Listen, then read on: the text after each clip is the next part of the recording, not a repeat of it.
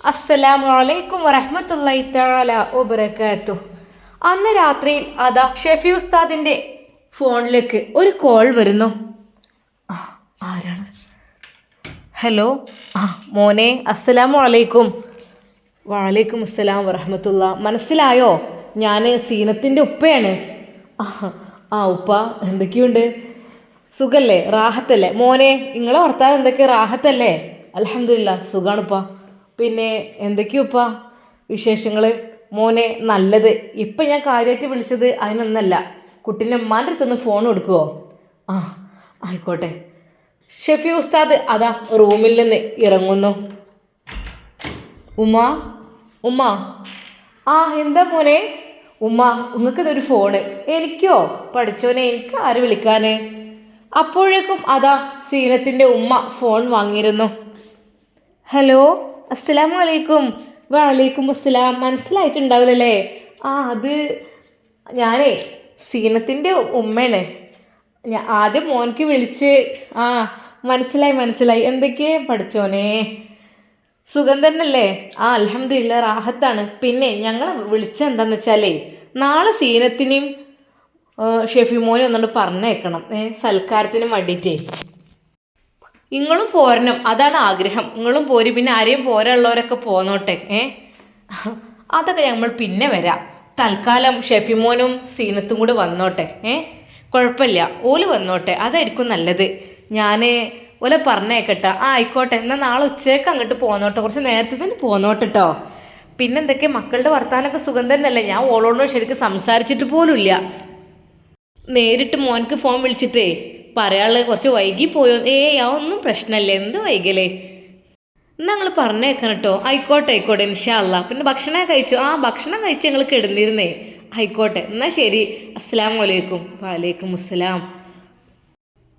ഉമ്മ, മോനെ, സീനത്തിൻ്റെ ഉമ്മയാണ് വിളിച്ചതേ. സംസാരിച്ചു. നിന്നോട് ഇപ്പോൾ സംസാരിച്ചോ? സംസാരിച്ചു. സൽക്കാരത്തിൻ്റെ കാര്യം പറയാൻ മക്കളോട് പറഞ്ഞു വിടാനേ. അത് കേട്ടപ്പോൾ ശരിക്കും ഉസ്താദിൻ്റെ മുഖം വല്ലാതെ. എന്തു പറ്റി മോനെ? ഒന്നുമില്ലമ്മ. സാധാരണ രീതിയിൽ സൽക്കാരം എന്നൊക്കെ പറയുമ്പോൾ അതിനൊരു സന്തോഷം ഉണ്ടാവും. പക്ഷേ എൻ്റെ ജീവിതത്തിൽ എനിക്കതില്ലല്ലോ ഉമ്മ. പൊന്നു മോനെ, എല്ലാം ശരിയായിക്കോളും, നീ ക്ഷമിക്ക്. നാളെ എൻ്റെ മക്കൾ സൽക്കാരത്തിന് പോയിക്കൊണ്ടിട്ടോ. അങ്ങനെങ്കിലും ഓളെ മനസ്സൊക്കെ ഒന്ന് മാറ്റിയെടുത്തിട്ടേ എല്ലായിടത്തും ഒന്ന് കൊണ്ടുപോയി കാണിച്ചു കൊടുത്തോണ്ടി. എവിടെയെങ്കിലും ടൂറോ അവിടെ ഇവിടെയൊക്കെ പോയിക്കോണ്ടി. അതൊന്നും കുഴപ്പമില്ല. അങ്ങനെയൊക്കെ മനസ്സ് മാറ്റിയിട്ട് എടുക്കുന്നുണ്ട് കുട്ടി.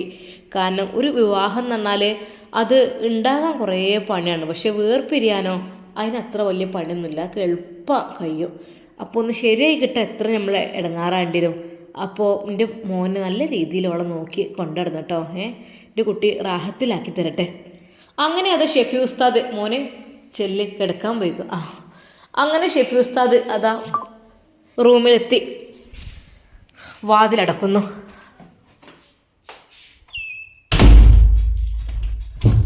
എന്താണിത്? മനുഷ്യർ ശരിക്കും ഉറങ്ങാനും സമ്മതിക്കൂലല്ലോ, വാതിലടച്ചിട്ടും തുറന്നിട്ടും. എടി, വിളിച്ചത് ആരാന്ന് എനിക്ക് മനസ്സിലായോ? ആരായാലും എനിക്കെന്താ? വിളിച്ചത് എൻ്റെ ഉമ്മയും ഉപ്പയാണെടി. ഇനിയിപ്പോൾ അതും കൂടി വേണ്ടിയുള്ളൂ. എന്താ? സ്വന്തം ഉമ്മയും ഉപ്പയും വിളിക്കുന്നത് വരെ ഇഷ്ടമില്ലാത്ത ആ പെണ്ണ്. മോളെ, ഒരു സന്തോഷ വാർത്ത ഉണ്ട്. എന്ത് സന്തോഷ വാർത്ത? നാളെ സൽക്കാരത്തിന് ചെല്ലാൻ പറഞ്ഞിട്ടുണ്ട്. നമുക്ക് നാളെ പോവാട്ടോ നിൻ്റെ വീട്ടിലേക്ക്. സൽക്കാരം എനിക്ക് ഇഷ്ടമില്ല. സൽക്കാരം എന്താ മോളെ നീ പറയണത്? സ്വന്തം വീട്ടിലേക്ക് അവർ വിളിച്ചിട്ട് എനിക്കതൊന്നും കേൾക്കണ്ട. സൽക്കാരം കഥ കേൾക്കണേ ദേഷ്യമാണ് ഇപ്പോൾ. അതെന്താ പെണ്ണെ, നിന്നെ കാത്ത് അവിടെ വീട്ടുകാരൊക്കെ നിൽക്കുന്നുണ്ടാവുമല്ലോ. വിവാഹം കഴിഞ്ഞിട്ട് നമ്മൾ പോയിട്ടില്ലല്ലോ. അവൾ മനമില്ലാ മനസ്സോടു കൂടി അതാ മൂളുന്നു. സത്യം പറഞ്ഞാൽ ഉമ്മ വിളിച്ചു ഉപ്പ വിളിച്ചു എന്നൊക്കെ പറഞ്ഞിട്ടും അവൾക്ക് യാതൊരു കൂസലും ഉണ്ടായിരുന്നില്ല. അവൾ അതിനെക്കുറിച്ച് ചോദിച്ചതുമില്ല. ആ ദിവസം ഉമ്മയുടെ മനസ്സിൽ അതായിരുന്നു പ്രാർത്ഥന. പഠിച്ചവനെ നല്ല രീതിയിൽ ജീവിച്ചു പോയിക്കോട്ടെ. കാരണം ഒന്നും ഇങ്ങോട്ട് ശരിയായി കിട്ടാനുള്ളൊരു പാടൊക്കെ, പ്രത്യേകിച്ച് ആൺകുട്ടികൾക്ക് ഇപ്പോൾ പെണ്ണേ കിട്ടുന്നില്ല. ഒന്നും കൊണ്ട് റെഡിയായി കിട്ടിയപ്പോൾ ഇതിങ്ങനെ പഠിച്ചോനെ നല്ല ബുദ്ധി കൊടുക്കറബേ. ഉമ്മാക്ക് ആ രാത്രി സത്യം പറഞ്ഞാൽ സമാധാനത്തിൽ ഉറങ്ങാൻ കഴിയുന്നില്ലായിരുന്നു. പഠിച്ചോനെ, എൻ്റെ കുട്ടീൻ്റെ സ്ഥിതിഗതികൾ ആലോചിക്കുമ്പോൾ പാവം തോന്നുകയാണ്. ഓരോരുത്തരും ഓരോ പെണ്ണിട്ടാൻ കാത്തുക്കാണ്. എൻ്റെ കുട്ടിക്ക് പെണ്ണെട്ടിപ്പാണെങ്കിൽ ഇതാണ് അവൻ്റെ അവസ്ഥ. അല്ലാ, നീ ഉണ്ടല്ലോ വലിയവന് റഹ്മാനെ, നല്ലൊരു രീതിയിൽ നീ എൻ്റെ കുട്ടിക്ക് സമാധാന സന്തോഷം കൊടുക്കല്ല. പിറ്റേന്ന് തഹജ്ജുദ് നിസ്കരിച്ച് ഉമ്മ ദുആ ചെയ്തു. നിസ്കാരപ്പായിൽ ഇരിക്കുമ്പോൾ മോൻ, ഉമ്മ ഞാൻ പോയിട്ട് വരാം. ആ ആയിക്കോട്ടെ മോനെ.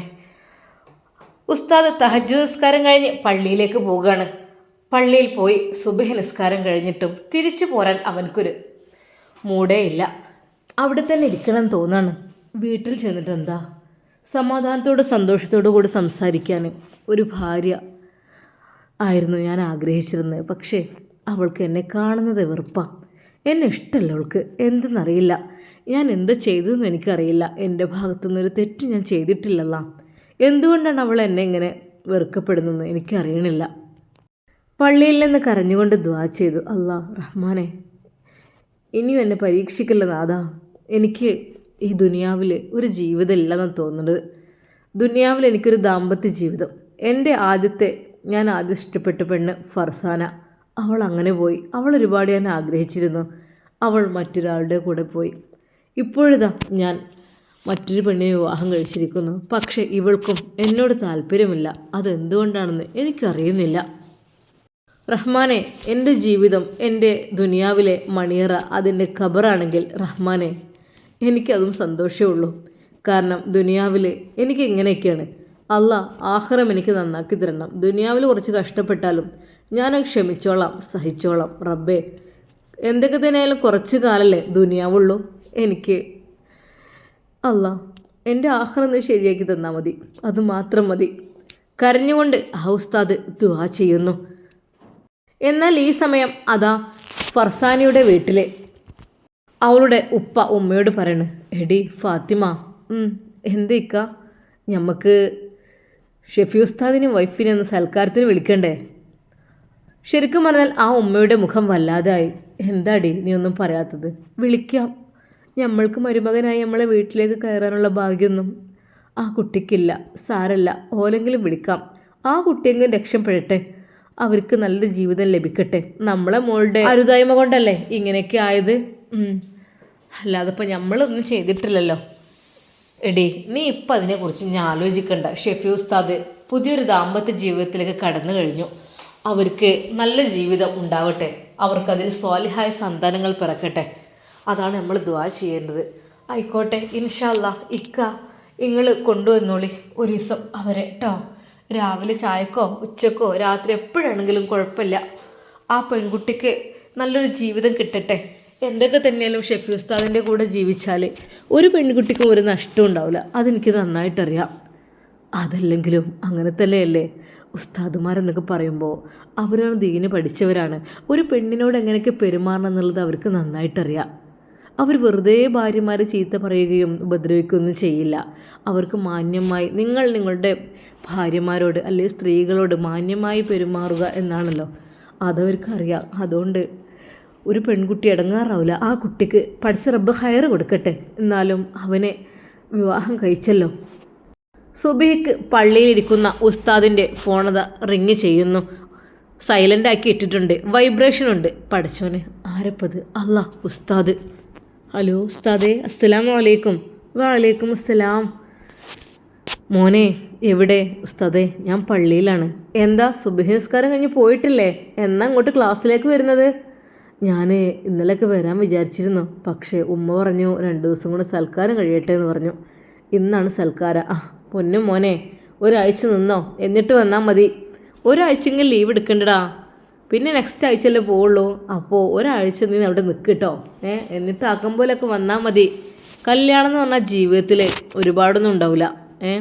അതൊക്കെ ഒറ്റ പ്രാവശ്യം നമുക്ക് നല്ല റാഹത്തോടു കൂടി കഴിയേണ്ട ഒന്നാണ്. അത് ഒക്കെ നമ്മൾ നല്ല രീതിയിൽ കൊണ്ടു നടക്കണം.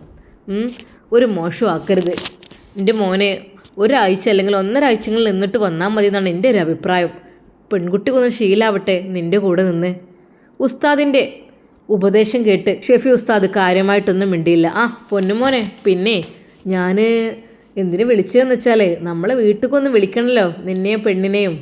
അതിന് വേണ്ടിയിട്ട് മോൻ എന്നാ ഡേറ്റ് പറ്റുകയെന്ന് വെച്ചാൽ ഉസ്താദേ അതൊക്കെ വേണോ? പിന്നെടാ സൽക്കരിക്കണ്ടേ? സൽക്കരിക്കാൻ ഞാൻ പറ്റൂലല്ലോ. പിന്നെ മോൻക്ക് എപ്പോഴാണ് സൗകര്യം എന്നൊരു ടൈം പറഞ്ഞാൽ നമുക്കത് സെറ്റാക്കിയിരുന്നു കാര്യങ്ങളൊക്കെ. ഏയ് അതൊന്നും വേണ്ട, ഞങ്ങളങ്ങോട്ട് വരാം, ഞങ്ങളങ്ങോട്ട് വന്നിട്ട് അവിടുന്ന് കണ്ടോളാം, ഒന്നും കുഴപ്പമില്ല. ഹേയ് മോനെ അങ്ങനെ വരില്ല കേട്ടോ, കാരണം പ്രതീക്ഷിക്കാതെ വരുമ്പോഴേ സംഭവങ്ങളൊക്കെ കിട്ടും. പക്ഷെ അങ്ങനെയല്ലല്ലോ, നമ്മൾ വീട്ടിൽ എന്തെങ്കിലും ഒരുക്കണ്ടേ. അതുകൊണ്ട് എൻ്റെ കുട്ടി ആദ്യമായിട്ട് വരില്ലേ, ഓളയും കൊണ്ട് എന്തെങ്കിലും പറയണം കേട്ടോ. ഉസ്താദ് ആയിക്കോട്ടെ, ഇൻഷാ അല്ലാ ഇന്ന് അവളുടെ വീട്ടിലേക്ക് സൽക്കാരാണ്. ആയിക്കോട്ടെ മാഷാ അല്ലാ, പോയി വരി മോനെ, റാഹത്തല്ലേ? അൽഹംദുലില്ലാ. ആ ആയിക്കോട്ടെ. മോനെന്താ ഒരു പള്ളിയിലൊന്നും പോവാത്തത്? പിന്നെ പഴയ പോലെ കൂടുതലായിട്ട് ഇബാദത്തും കാര്യങ്ങളിലും നിൽക്കണ്ട കേട്ടോ, അത് ഞാൻ പ്രോത്സാഹിപ്പിക്കണില്ല. ഭാര്യയൊക്കെ ഉണ്ടാവുമ്പോഴേ, ഞാൻ നിൻ്റെ ഒരു ഉസ്താദ് എന്നുള്ള നിലക്കാണ് പറയണത്. ഭാര്യയും ഭർത്താവൊക്കെ ആവുമ്പോഴേ ഭർത്താവിനായാലും ഭാര്യയ്ക്കായാലും ഒരുപാട് സമയം ഇബാദത്തിൽ ഇരിക്കുന്ന അത്ര നല്ലതല്ല. ആവശ്യത്തിന് വേണ്ട എന്നല്ല, ആവശ്യത്തിന് വേണം. പക്ഷെ കണക്കിലേറെ നമ്മൾ നിസ്കാരം ഓത്തും ദുആ ആയിട്ട് ഇരിക്കുമ്പോൾ നമ്മുടെ ഭാര്യയ്ക്കൊരു മടുപ്പ് വരും നമ്മളോട്. തിരിച്ചും അങ്ങനെ തന്നെ, ഏത് സമയം ഇബാദത്തിലായിരിക്കുമ്പോൾ തിരിച്ചും അതുപോലെ തന്നെയാണ്. കുറച്ചൊക്കെ അവരോട് നല്ല രീതിയിൽ നമ്മൾ പെരുമാറണം. നമ്മുടെ ഇസ്ലാം ദീനിൽ അങ്ങനെയല്ല പഠിപ്പിക്കണത്. അതിന് വേണ്ടിയിട്ടും സമയം കണ്ടെത്തണം മോനെ. നല്ല രീതിയിൽ അവരോട് വർത്തിക്കണം, അവരോട് സംസാരിച്ചിരിക്കണം. ഫോണൊക്കെ ഒന്ന് മാറ്റി വെച്ചിട്ട്, മൊബൈൽ ഫോണൊക്കെ മാറ്റി വെച്ചിട്ട് ഭാര്യ ഭർത്താവിനോട് അങ്ങോട്ടും ഇങ്ങോട്ടും പരസ്പരം ഒരു മുഖത്ത് നോക്കി ഇങ്ങനെ സംസാരിക്കണം, ഒരു അരമണിക്കൂറെങ്കിലും. മോനെ ഞാൻ പഠിപ്പിച്ചിട്ടുണ്ടല്ലോ, നബി സല്ലല്ലാഹു അലൈഹി വസല്ലമയുടെ ഭാര്യമാരോട് ഇശാഇൻ്റെ ശേഷം ഒരു അരമണിക്കൂറെങ്കിലും സംസാരിക്കാറുണ്ടായിരുന്നു എന്നാണല്ലോ.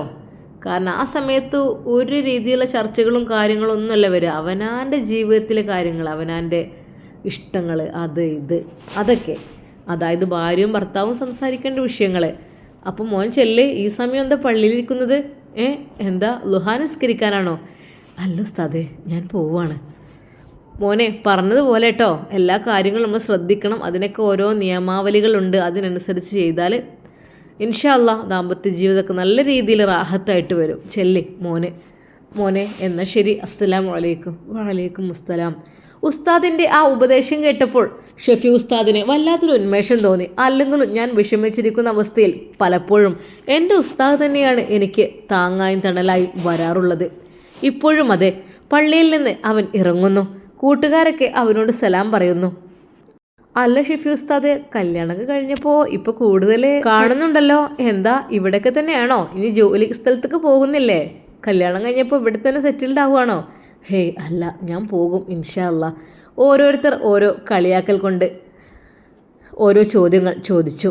അല്ലെങ്കിലും കല്യാണം കഴിഞ്ഞാൽ അങ്ങനെ ഒരു ചോദ്യം സ്വാഭാവികമായിട്ടും ഫ്രണ്ട്സിൻ്റെ ഇടയിൽ നിന്ന് ഉണ്ടാവുമല്ലോ. അതുപോലെ ഷെഫി ഉസ്താദും അത് ശരിവെച്ചു. വീട്ടിലേക്ക് പോകുവാനേ തോന്നുന്നില്ല, എന്താണെന്നറിയില്ല. വീട്ടിലേക്ക് പോകുമ്പോൾ മനസ്സിനുള്ളിൽ വല്ലാത്തൊരു എന്തൊക്കെയൊരു ചിന്ത വരികയാണ്. അവൾ എന്തെങ്കിലുമൊക്കെ ഞാൻ എന്തെങ്കിലും പറഞ്ഞാൽ തീർച്ചയായും അവൾ എന്തെങ്കിലും തിരിച്ചപ്പോൾ തന്നെ പറയും. അതുകൊണ്ട് തന്നെ വീട്ടിലേക്ക് പോകാൻ, ആ റൂമിലേക്ക് കിടക്കാൻ അത് വല്ലാത്തൊരു വിഷമമായി തോന്നുകയാണ്. വല്ലാത്തൊരു ഭയം, എന്തെന്നറിയില്ല. ഉമ്മയുടെ മുമ്പെന്നൊക്കെ പറയുമ്പോൾ മനസ്സ് വല്ലാതെ വേദനിക്കുന്നുണ്ടല്ലോ. കാരണം എൻ്റെ ഉമ്മയെ ഞാൻ ഇതുവരെയായിട്ട് ഒരു വാക്കുപോലും ഒന്നും പറഞ്ഞിട്ടില്ല. അപ്പോൾ എൻ്റെ ഉമ്മാനെ ആരെങ്കിലും പറയുമ്പോൾ എനിക്കത് സഹിക്കണില്ലതാ. കാര്യം എൻ്റെ ഭാര്യയൊക്കെ തന്നെയാണ്. പക്ഷേ എനിക്കവളെ കൂടുതലായിട്ട് പരിചയം പോലുമില്ല. പരിചയപ്പെടുമ്പോൾ തന്നെ അവൾ എന്തെന്നറിയില്ല, ഒരു നല്ലൊരു സ്വഭാവത്തിനുടമയല്ല. റബ്ബേ നീ കാക്ക്. ഉസ്താദ് അതാ വീട്ടിലേക്ക് പോകുന്ന വഴിക്ക് അതാ കടയിൽ നിന്ന് പാൽ വാങ്ങുന്നു. പിന്നെന്തൊക്കെയോ അത്യാവശ്യം ഉമ്മ പറഞ്ഞ കുറച്ച് കാര്യങ്ങൾ അതും വാങ്ങി വീട്ടിലേക്ക് ചെന്നു. ഉമ്മ, മോനെ കാത്തിരിക്കുകയായിരുന്നു ഉമ്മ. മോൻ വന്നോ? പഠിച്ചോനെ. ഉമ്മ കടി ഉണ്ടാക്കി വെച്ചിക്കണ്. ചായക്ക് പാല് കൊണ്ടുവന്നപ്പോഴേ ഉണ്ടാക്കിയിട്ടില്ല. ഇതോ ഉമ്മ. ഉസ്താദ് റൂമിൻ്റെ വാതിൽ തുറന്ന് നോക്കി. അവൾ ഉറങ്ങുകയല്ല, ഉണർന്നിട്ടുണ്ട്. പക്ഷേ കയ്യിൽ ഫോണുണ്ട്. ശബ്ദമനക്കിക്കൊണ്ട് ഉസ്താദ് റൂമിനുള്ളിലേക്ക്. അസ്സലാമു അലൈക്കും. വന്നോ? വലൈക്കും സലാം. സലാം മടക്കിയോ ഇല്ലയോ അറിയില്ല, ചെറുതായി ഒരു ശബ്ദം കേട്ടു. അല്ല, എന്താ ഇവിടെ കിടക്കുന്നത്? പിന്നെന്താ, രാവിലെ തന്നെ എണീറ്റ് ഓടണോ? ഉസ്താദിനെ എന്ത് പറയണമെന്നായിപ്പോയി. കാരണം എന്ത് പറഞ്ഞാലും അതിനൊരു തട്ടുത്തരം, അതുറപ്പാണ്. മോളെ, ഉമ്മ വിളിക്കുന്നു. ഉമ്മ അതാ വിളിക്കുന്നു, പോയി നോക്ക്.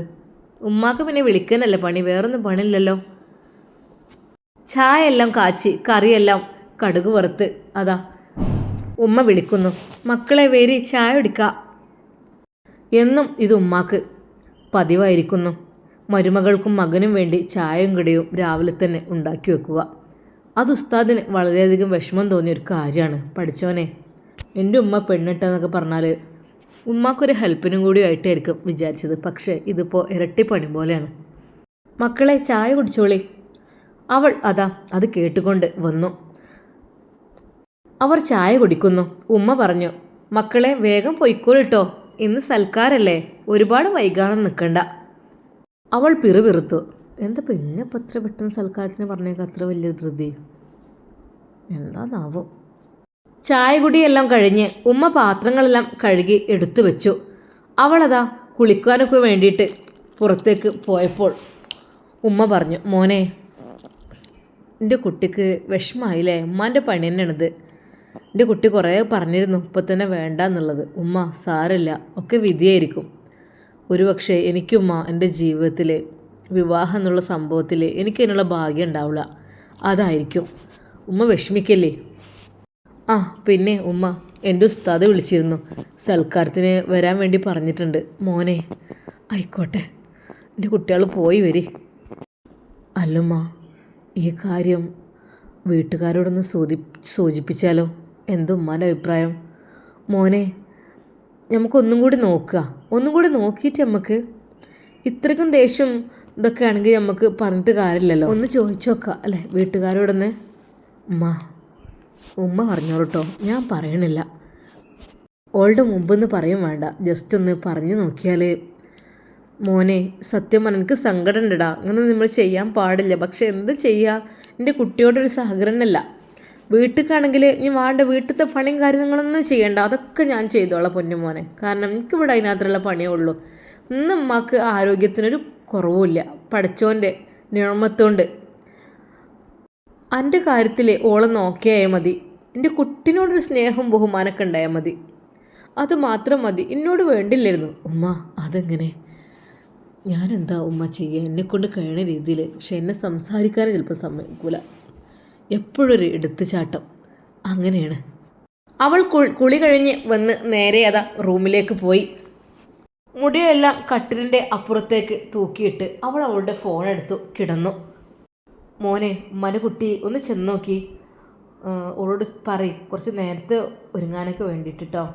ഇനി വല്ലാതെ വൈകണ്ടാവില്ല, ആദ്യമായിട്ട് വിളിക്കല്ലേ.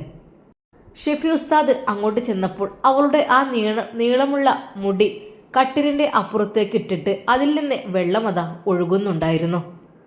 ഫോണിൽ എന്തൊക്കെയോ കുത്തിക്കളിക്കുന്നുണ്ട്. ഷെഫി ഉസ്താദ് വന്നതുമൊന്നും അവൾ അറിഞ്ഞതേയില്ല. എടി മോളെ, വേഗം പോണ്ടേ, സൽക്കാരത്തിന് കുറച്ച് ലോങ്ങുള്ളതല്ലേ. ഓ, അത്ര ദൂരമൊക്കെ ഉണ്ടോ ഇപ്പോൾ അവിടേക്ക്? ഒരു 5 മിനിറ്റ് മുമ്പ് പോയാൽ പോരെ? അല്ലടി, അത് പറഞ്ഞാൽ പറ്റില്ല, നമുക്ക് കുറച്ച് നേരത്തെ പോകാം. ഉമ്മ പറയുന്നുണ്ട് വേഗം ചെല്ലാൻ, ആദ്യമായിട്ട് സൽക്കാരം വിളിക്കല്ലേ എന്ന്. ഇനിയിപ്പോൾ ആ പൊരി വെയിലത്ത് ബൈക്കുമ്മലുള്ള പോകാനുള്ളതും അല്ലേ. എന്താ, കാറ് വാടകയ്ക്ക് വിളിക്കണോ? വേണ്ട, ഇനിയിപ്പോൾ വാടകയ്ക്ക് കാറും കൊണ്ട് വന്നു എന്നുള്ള ആ ഒരു പേരും കൂടി വീഴ്ത്താൻ വേണ്ടിയിട്ട്. ഇൻഷാ അല്ലാ നമുക്ക് എടുക്കണടി, ഒക്കെ എടുക്കണം, കാറും ഒക്കെ എടുക്കണം. ഈ ഒന്ന് ക്ഷമിക്ക്. ഞാൻ ക്ഷമിച്ചിട്ട് ഇവിടെ നിങ്ങൾ കാർ എടുക്കല്ലേ, എന്താന്നില്ലേ. ആണുങ്ങളായാലേ കുറച്ചൊക്കെ ഒരു ആണത്തം വേണം, കുറച്ചൊക്കെ അതിനുള്ള സമ്പാദ്യവും കാര്യങ്ങളൊക്കെ വേണം. അല്ലാതെ ഈ ഒരു ബൈക്കായിട്ട് മാത്രം നടക്കലല്ല.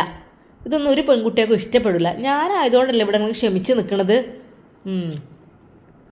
സീനത്തെ, എന്താണ് നീ പറയുന്നത്? പഠിച്ച ഓരോരുത്തർക്കും ഓരോ സാമ്പത്തിക ശേഷി തരുന്നതല്ലേ. ഉസ്താദേ കൂളി, ഞങ്ങളോട് പലപ്പോഴും പറഞ്ഞിട്ടുണ്ട് ഉസ്താദ് എന്നുള്ള ഫീൽഡിൽ നിന്ന് മാറിപ്പോയിക്കോളി എന്നുള്ളത്. ഇവിടെ ആകുമ്പോൾ അത്രേ കിട്ടുള്ളൂ, കുറഞ്ഞ തുച്ഛമായ ശമ്പളം, അതുകൊണ്ട് ഇങ്ങനെയൊക്കെ തന്നെ ജീവിക്കാനും കഴിയുള്ളൂ. ഉസ്താദ് ജോലി നിങ്ങൾ എന്ന് ഒഴിവാക്കണേ അന്ന് നിങ്ങൾ രക്ഷപ്പെടുന്നതാണ് എൻ്റെ അഭിപ്രായം. പിന്നെ എനിക്ക് വേണ്ടിയിട്ട് നിങ്ങൾ അവരൊന്നും കാട്ടിക്കൂട്ടൊന്നും വേണ്ട കേട്ടോ. നിങ്ങൾ ഇഷ്ടം പോലെ ചെയ്തോളി. ഇനിയിപ്പോൾ ആ പൊരി വെയിലത്ത് ഞാൻ പെണ്ണ് അതിനല്ലേ ഹിജാബാണ്, ഞാൻ മുഖത്ത് കാറ്റൊന്നും അടിക്കൂല, അതൊക്കെ നല്ല സേഫ്റ്റിയായി ഇവിടെ നിൽക്കും. ഓ, കണ്ടൂടാ വസ്ത്രം, ആരാണോ അത് കണ്ടുപിടിച്ചത്? ഉമ്മ വിളിക്കുന്നു, മക്കളെ, മോനെ പോകാൻ ഒരുങ്ങിക്കോളിട്ടോ, വീട്ടിലത്തെ പണിയൊക്കെ ഞാൻ ചെയ്തോളാം. ഓലോടൊക്കെ പോകാൻ പറയും. അല്ലെങ്കിലും അവൾ ചെയ്യോ? അതൊന്നും അവൾ ചെയ്യില്ല. അവൾ ഫോണിൽ കളിച്ചിരിക്കലാണ് കാര്യമായിട്ട് അവൾക്ക് പരിപാടി. ഉസ്താദ് പറഞ്ഞു. സീനത്തെ, ഇന്നോക്കെ സൽക്കാരൊക്കെയാണ്, പക്ഷേ എന്നും നീ ഒരു പണി ചെയ്യുന്നത് ശരിയല്ല കേട്ടോ. എന്ത് പണി? അല്ലേ, ഇടയ്ക്കൊക്കെ ഉമ്മായി ഒന്ന് ഹെൽപ്പ് ചെയ്തൂടെ? രാവിലെ ഉമ്മ ഇതുവരെ എന്നെ കഷ്ടപ്പെട്ട് പോറ്റി വളർത്തിയതാണ്. അപ്പം മരുമകൾ ഉണ്ടാകുമ്പോഴെങ്കിലും അല്പം ഒരു ആശ്വാസം. അത് ഏതൊരു ഉമ്മയും കൊതിക്കണല്ലേ. എന്തെങ്കിലും രാവിലെയൊക്കെ ഒന്ന് സഹായിക്കുക, ഒന്ന് മുറ്റടിച്ച് വരിക, അല്ലെങ്കിൽ എന്തെങ്കിലുമൊക്കെ. ഞാൻ അടിച്ചിരുന്നല്ലോ ഇന്നലെ. അടിച്ചു വരിയിരുന്നു ഞാൻ. അടിച്ചു വരാമെന്നൊക്കെ പറഞ്ഞാൽ അതൊക്കെ പണിയാണോ? ഒരു വീട്ടിൽ എന്തൊക്കെയോ പണിയുണ്ട്. ഒന്ന് ഹെൽപ്പ് ചെയ്തെടുത്തൂടെ ഉമ്മക്ക് രാവിലെയൊക്കെ ഒന്ന്? ചെറിയ മക്കളൊന്നുമില്ലല്ലോ. ഇല്ലെങ്കിൽ കണ്ടില്ലേ, ഇപ്പോൾ തന്നെ കുറ്റപ്പെടുത്തൽ തുടങ്ങി. നിങ്ങളെ കൂടെ നിൽക്കാനാവില്ല കേട്ടോ. കല്യാണം കഴിഞ്ഞിട്ട് 2-3 ദിവസമായിട്ടുള്ളൂ. അപ്പോൾ തന്നെ തുടങ്ങി ഉപദേശം. ഞാനെന്താ വേലയ്ക്ക് അങ്ങനെ വന്നതല്ലേ ഇവിടുത്തെ. ഉസ്താദ് ഒന്നും മിണ്ടിയില്ല. ഉസ്താദിന് പറയാൻ വാക്കുകളില്ലായിരുന്നു. അല്ലെങ്കിൽ എന്ത് പറയാൻ? ഉമ്മയെ ഹെൽപ്പ് ചെയ്യണമെന്ന് പറഞ്ഞു. ഇനി അതിലും മേലെ എന്ത് പറയാൻ? പാവം എൻ്റെ ഉമ്മ. അങ്ങനെ അവർ കുറച്ച് കഴിഞ്ഞപ്പോൾ സൽക്കാരത്തിന് പോകുവാൻ വേണ്ടി ഒരുങ്ങുന്നു. മോനെ, അവളാണെങ്കിൽ മുടിയൊക്കെ ആകെ അഴിച്ചിട്ട് സ്റ്റൈലാക്കിക്കൊണ്ടാണ് വരുന്നത്. ഉമ്മാക്കത് കണ്ടപ്പോൾ സങ്കടമായി. മോളെ, എന്തിനാ മോളെ മുടി കാണിക്കുന്നത്? ഉമ്മാൻ്റെ കുട്ടി നരകത്തേക്ക് പോകാനാണോ? ഒന്നും മിണ്ടാതിരിക്കുവോ? ഉസ്താദും അത് കണ്ടു. സീനത്തെ, ഇത് നടക്കൂല. എന്ത്? ഈ ഒരു വേഷത്തിൽ നീ പോകുന്നത് ഒട്ടും ശരിയല്ല. എന്താ നിൻ്റെ കോലം? ഇപ്പോൾ പർദ്ദ ഒഴിവാക്കിയോ? എന്നാൽ ശരിക്കും നല്ല രീതിയിൽ ഡ്രസ്സ് ധരിക്ക്. എന്തായാലും ഷോള് കുത്തണം കേട്ടോ. അതില്ലാതെ ബൈക്കിലാണ് പോകുന്നത്. ഹെൽമെറ്റ് വെക്കൂലേ? ഹെൽമെറ്റ് വെച്ചാലില്ലെങ്കിലും ശരി, അത് നല്ല രീതിയിൽ കുത്തിയിട്ട് പോകാൻ പറ്റുള്ളൂ. എൻ്റെ കൂടെ പോരുമ്പോൾ ഒന്നുമില്ലെങ്കിൽ എൻ്റെ ഫ്രണ്ട്സ് എല്ലാവരും കാണൂലത്. അവരെന്ത് വിചാരിക്കുക? ഞാനാണെങ്കിൽ ഒരു ഇൽമ പഠിപ്പിക്കുന്ന ഒരാളും. ദയവായി നീ ഒന്ന് അച്ചടക്കത്തിൽ വരണം. കണ്ടില്ലേ ഞാൻ വരുന്നില്ല, നിങ്ങൾ പോയിക്കോളി സൽക്കാരത്തിന്. അവൾ ദേഷ്യപ്പെട്ടു. ഉമ്മയും ഉസ്താദും മുഖത്തോട് മുഖം നോക്കി. അല്ലാ, ഇത് കുറച്ച് കൂടിയ ഐറ്റംസാണ് തോന്നുന്നു. അല്ലാ പഠിച്ചോനെ, നല്ല ബുദ്ധി കൊടുക്ക്. അവൾ മനമില്ലാ മനസ്സോടുകൂടി വീണ്ടും റൂമിലേക്ക് കയറി ആ പർദ്ദ എടുത്ത് കമിഴ്ത്തുന്നു. തട്ടമൊന്നും വൃത്തിയിൽ കുത്താതെ അവളത് ഇട്ടുകൊണ്ട് നടക്കി അങ്ങോട്ട്. ഉമ്മ, ഞാൻ പോയിട്ട് വരാം. പഠിച്ചോനെ, എന്താ റബ്ബേ ഇതിങ്ങനെ? എങ്ങനെങ്കിലും ഈ കാര്യമൊന്ന് അവരോട് പറയണം, പറഞ്ഞ് മനസ്സിലാക്കി കൊടുക്കാൻ പറയണം കുട്ടിനോടൊന്ന്. അല്ലെങ്കിൽ ശരിയാവില്ല. ഇന്ന് തന്നെ വേണോ? ഇന്നിപ്പോൾ സൽക്കാരത്തിൻ്റെ തിരക്കേക്കാരം അവർക്ക്. അപ്പോൾ ആ ഒരു സന്തോഷം ഞാനായിട്ട് കെടുത്തുണ്ടല്ലോ. രണ്ടാളും കൂടി പോയിട്ടുണ്ട്. റബ്ബേ ബിസ്മില്ലാഹി തവക്കൽതു അലല്ലാ. ആ ഉമ്മ ദുആ ചെയ്തുകൊണ്ട് അവരെ പറഞ്ഞയച്ചു. ഉമ്മ അവളുടെ ഉമ്മാക്ക് നേരിട്ട് വിളിച്ച് കാര്യങ്ങളൊന്ന് സംസാരിക്കണം എന്നാണ് വിചാരിക്കുന്നത്. ഇൻഷാ അല്ലാ നമുക്ക് ഇതിൻ്റെ ബാക്കി ഭാഗം നാളെ കാണാം. അതുവരേക്കും എല്ലാവർക്കും അസ്സലാമു അലൈക്കും വറഹ്മത്തുള്ളാഹി തആല വബറകാതുഹു. ഷെഫി ഉസ്താദിൻ്റെ ജീവിതം ഇനി എന്തായിത്തീരും നമുക്ക് കാത്തിരുന്ന് കാണാം. സ്റ്റോറി ഇഷ്ടപ്പെട്ടാൽ ഒരു ലൈക്ക് തരണേ.